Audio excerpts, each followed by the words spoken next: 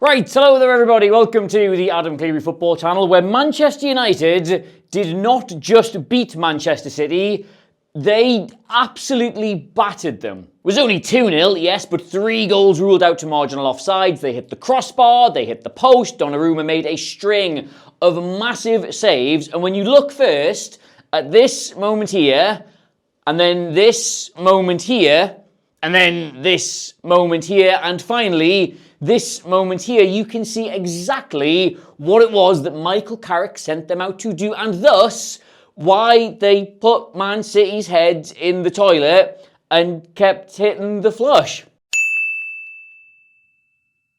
Alright, so first, quick reminder that the reason there's all this FOTMob stuff everywhere is because FOTMob are our official data friends, and as well as seeing them pop up through the videos, you should go and get the app, which has all of this cool stuff on it, and I earnestly both like and use. They're great, link is in the description. But for the game itself, we'll start with this, the opening goal, because even though it does not highlight the structure Manchester United were using, here's the 2 starting 11s for you in case you wanted to see those, it does highlight the game plan. Man United are defending a free kick here, and Man City aren't actually as overexposed as they end up looking. Man United have everyone back. In fact, they only have 2 players outside the box, and just quick note of who those 2 players are. Right, we'll come back to that. City have someone sat way outside of the play as a bit of a safety measure, and crucially, this little triangle here, that is there to keep Man United boxed in. It's a pretty standard setup. If the ball is cleared wide, then you've got 2 wide players who can go out and recycle it, put it back into the box, and if it's cleared centrally, which is a lot more likely, you've still got 3 players who can react to that instead. But the problem that Manchester City have in this situation, it's not the positions,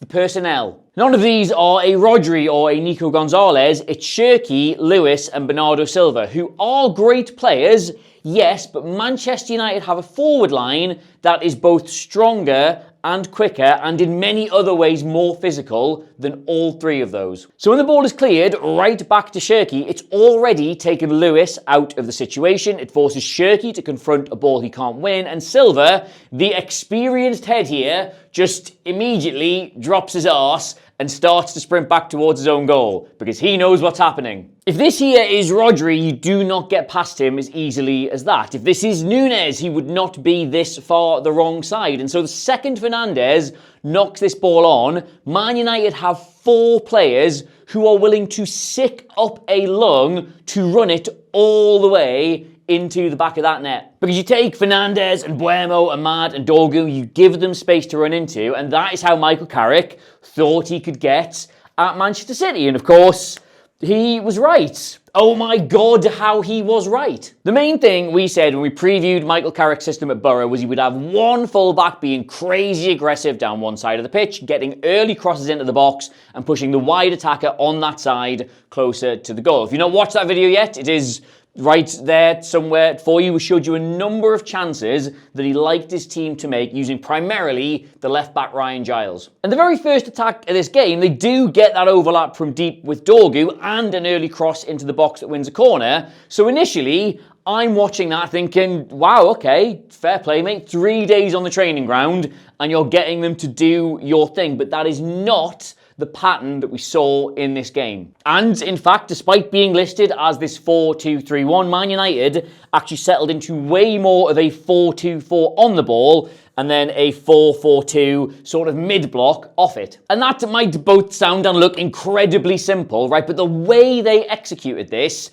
they just completely outmaneuvered Manchester City with it. They should have won it by way more than the 2 goals they did. So first off, I'm going to show you here how they defended, right? Because despite how that game might have felt to watch, they still only had about 30% of the ball and like less than half as many passes as Man City did. So there was a lot of defending. This 4-4-2 block they were in was never too deep unless it had to be, and it certainly was not negative. They were compacting the middle of the pitch. They were working really hard to shut off all the passing lanes in the middle. And when City inevitably then moved the ball out wide to try and get around it, they doubled up on everything. Like, these are two moments on opposite sides really early in the game. In the first, you can see City are trying to get down the left-hand side with Doku, and Silva is there supporting him. But it isn't just Ahmad and Dalot in this zone. Casemiro and Maguire have both come over to that side to make it a 4v2 in this space here. And that is a very smart thing to do. It's a lot of work, it's a lot of extra running, but it is very smart. Likewise, a few minutes later, City are attempting to get it down the right, but it's not just Shaw and Dorgu who are dealing with Semenyo and Lewis.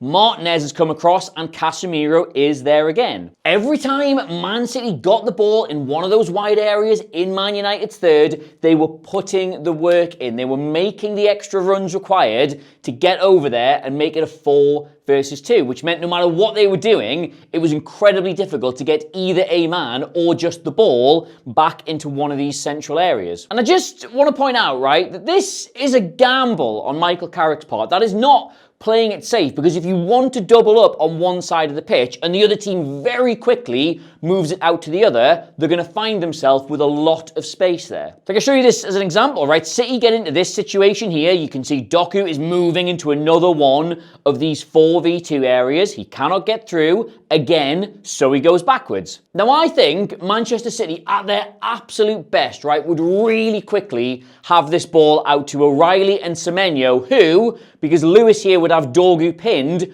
could very easily work a 2v1 on Shaw and actually do some damage. But what happens here in reality is that Rodri is incredibly slow to make this decision, so just goes across one to the centre-back instead of switching it, and then when it does finally go across, it's a bad pass that nearly goes out of play and they just have to go backwards. So the risk that Michael Carrick decided to take in this game was with the makeshift nature of Man City's back four and the fact that Rodri was just getting back to fitness. They would really struggle to move that ball from left to right as quickly as they would need to hurt his team. And he was right. Man United always had the time to make that running across to the far sides to gum up those parts of the pitch. So this gave Man United the sort of defensive resilience we have not seen from them in some time, let's say, but it was still not a defensive performance. Yes, it did make them a lot more solid, but it was only done to give them a platform from which to actually get at them.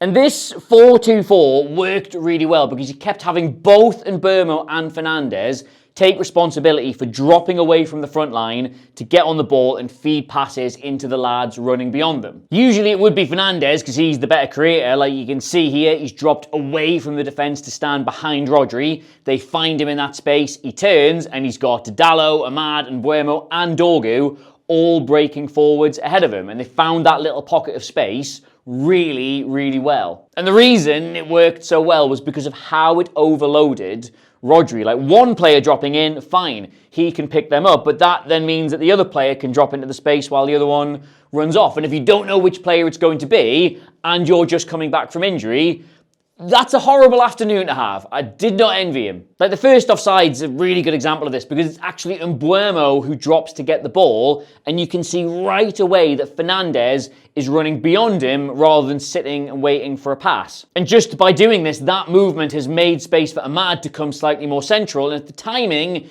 is fractionally better there, that's 1-0. But if you go back slightly further in that move, right, you can see that when the pass goes into Rodri's area, he's very happy to pass Fernandes off as he starts the run because he doesn't realise Mbeumo's dropped in right behind him. And the thing is, right, I could stand here all day and talk to you about the tactics, systems, game plan, everything like that, right? But what Michael Carrick has really done here that Man United have not done in a while is just understand his players and what they're good at really well. You've got Ahmad not constantly finding himself in a back line, having to defend against a winger, and instead being able to attack open spaces. Dorgu's athleticism is incredible, and if you put him in situations where he can make narrow runs from outside to in, rather than having to be involved really deep in slow, ponderous passing routines, look what he can do. He has an absolutely great game, and lo and behold, the second goal is him making a blindside run from out to in. And I know, like, Rico Lewis has got a kicking in this game for a number of things, but I actually think he doesn't do anything wrong here. His positioning is perfect. He knows where the man is. He can see the space in front of him. It's just that Dorgu is really good at this, times the run very well, and he can't catch him. And every single time Man United had one of these breaks on, there is Patrick Dorgu. He's not being asked to do anything complicated. He's just being asked to be a fucking nightmare. But then, right, you've got Bruno Fernandes. And this is his passing map from that match, right? So ignore this one, right? That's the kickoff. You've got 3 or 4 short touches in his own half, but everything else is either dropping deep to hit the space in behind. This one, here's that one Ahmad should score from at the end, or it's at the very top end of the pitch where he can actually hurt Man City. Like even his unsuccessful passes, man, they're either like long rakers